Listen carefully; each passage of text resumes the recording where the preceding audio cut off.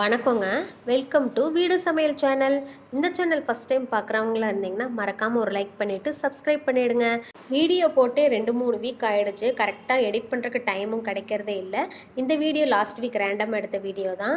சந்தகம் பண்ணுறதுக்கு நான் 3 டம்ளர் சாதம் செய்கிற அரிசி தான் எடுத்திருந்தேன். 3 டம்ளர் எடுத்து அதை நல்லா வாஷ் பண்ணிவிட்டு ஊற வச்சு நல்லா வழுவழுப்பாக அரைச்சி எடுத்து இட்லி மாதிரி ஊற்றி எடுத்துக்கலாம். இட்லி வேகிறதுக்கு கொஞ்சம் டைம் எடுக்கும். ஒரு 20 to 25 மினிட்ஸ் வரைக்கும் ஆகும். நல்லா வெந்ததுக்கப்புறம் சந்தக மரத்தில் போட்டு புழிஞ்செடுக்க வேண்டியதுதான். இந்த சந்தக மரம் எங்கள் அம்மா கல்யாணம் ஆகி வந்த புதுசில் வாங்கி கொடுத்துருந்தாங்க இரும்பில். நான் அடிக்கடி செய்வேன். அதனால தான் இப்போ ரொம்பவே அதிகமாக செய்கிறேன். ஏன்னா என் பையனுக்கு இந்த சந்தகம் ரொம்ப ரொம்ப பிடிக்கும். சந்தக மரத்தில் இட்லியை போட்டவுடனே முதல்ல ஒரு இட்லி புழிஞ்சு எடுத்துடணும். ஏன்னா அதில் கொஞ்சம் தூசு அழுக்கெல்லாம் இருக்கும். என்னதான் கழுவி நீங்கள் யூஸ் பண்ணாலுமே விட கொஞ்சம் அந்த ஓட்டையிலெல்லாம் தூசுகள் இருக்கும். ஒரு இட்லி புழிஞ்சு வெளியே எடுத்ததுக்கப்புறம் மீதி எல்லாம் புழிஞ்சு எடுத்து இந்த மாதிரி ஆற வச்சு உதுத்து எடுத்து வச்சுக்கோங்க. அதுக்கப்புறம் கடாயில் எண்ணெய் சேர்த்துட்டு கடுகு, கடலைப்பருப்பு, வெங்காயம், வரமிளகா, கருவேப்பிலை சேர்த்துட்டு நல்லா வதக்கிடுங்க. வெங்காயம் நல்லா வதங்கி வந்ததுக்கப்புறம் ஒரு 4-5 தக்காளியை அறுத்து போட்டாலும் சரி, இந்த மாதிரி பேஸ்ட் மாதிரி அரைச்சி ஊற்றினாலும் சரி. நான் அரைச்சி தான் ஊற்றிருந்தேன். ஏன்னா என் பையன் அதில் தனித்தனியாக பொறுக்கி எடுத்து வச்சிருவேன் அந்த தக்காளி தோலை எல்லாத்தையுமே. அதனால் அது ஏன் போய் எடுத்து வைக்கணுமேன்னு சொல்லிட்டு நான் அரைச்சி ஊற்றிட்டேன். இது கூடவே தேவையான அளவு உப்பு, 1/4 ஸ்பூன் மஞ்சத்தூள் சேர்த்துட்டு நல்லா எண்ணெய் பிரிஞ்சு வர்ற அளவுக்கு நல்லா வதங்கினதுக்கப்புறம் உதுத்து ஆற வச்சிருந்த சந்தகையை சேர்த்து நல்லா கலர வேண்டியதான். ஒரு 2 நிமிஷம் நல்லா கலந்து விட்டுருங்க. அவ்வளோதான், சூப்பரான தக்காளி சந்தகை ரெடி.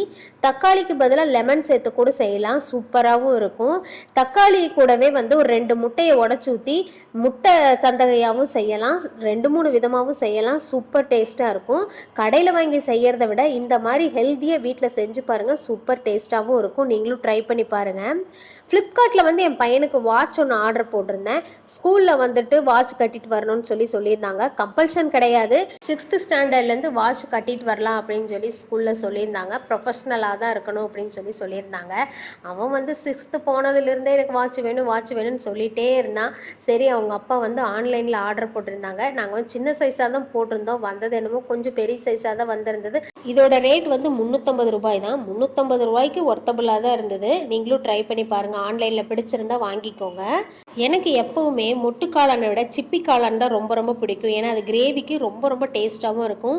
சந்தைக்கு போயிருந்தப்போ கிடச்சிதுன்னு சொல்லி வாங்கிட்டு வந்திருந்தேன். சப்பாத்திக்கு கிரேவி செய்யலான்னு சொல்லிட்டு கடாயில் கொஞ்சமாக எண்ணெய் சேர்த்துட்டு பட்டை, கிராம்பு, ஏலக்காய், பச்சை மிளகாய் சேர்த்து நல்லா பொரிஞ்சதுக்கப்புறம் ஒரு பெரிய வெங்காயத்தை பொடியை நறுக்கி சேர்த்துட்டு நல்லா வதங்கினதுக்கப்புறம் 1 ஸ்பூன் இஞ்சி பூண்டு பேஸ்ட்டு சேர்த்துட்டு பச்சை வாசனை போகிற அளவுக்கு நல்லா வதங்கினதுக்கப்புறம் ஒரு பழுத்து தக்காளி, தேவையான அளவு உப்பு சேர்த்துட்டு நல்லா வதக்கிட்டு கூடவே கொஞ்சமாக கருவேப்பிலை சேர்த்துட்டு மஞ்சள் தூள், மிளகாய் தூள், மல்லித்தூள் சேர்த்துட்டு கூடவே கொஞ்சமாக கரம் மசாலா சேர்த்திக்கோங்க. சிக்கன் மசாலா இருந்தால் கூட கொஞ்சம் சூப்பராக இருக்கும்.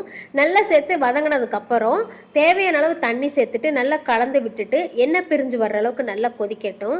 அதுக்கப்புறம் வாஷ் பண்ணி வச்சுருந்த சிப்பி காளானை சின்ன சின்னதாக நறுக்கி எடுத்து வச்சுருக்கேன். அதையும் இது கூட சேர்த்துட்டு நல்லா கலந்து விட்டுருங்க.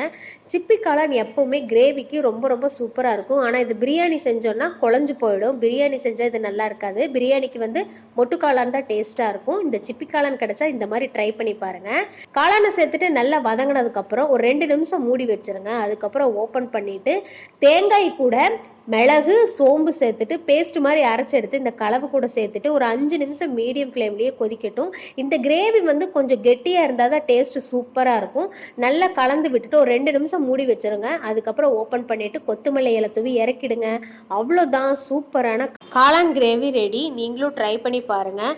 நான் சப்பாத்திக்கு தான் ட்ரை பண்ணியிருந்தேன். சப்பாத்தி பூரிக்கு கொஞ்சம் கெட்டியாக செஞ்சுட்டு இட்லி தோசை செய்கிறீங்கன்னா கொஞ்சம் தண்ணி மாதிரி இருந்தால் டேஸ்ட்டு சூப்பராக இருக்கும். நீங்களும் ட்ரை பண்ணி பாருங்கள்.